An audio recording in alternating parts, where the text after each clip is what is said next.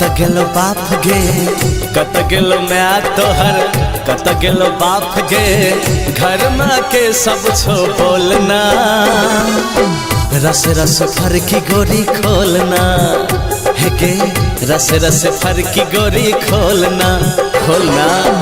बाप गले नाच मेरा मैं गले हटिया बाप गले नाच मेरा मैं गले हटिया धीरे धीरे छोरा तू बोलना रस रस फर की गोरी खोलना है रे धीरे धीरे छोरा तू बोलना।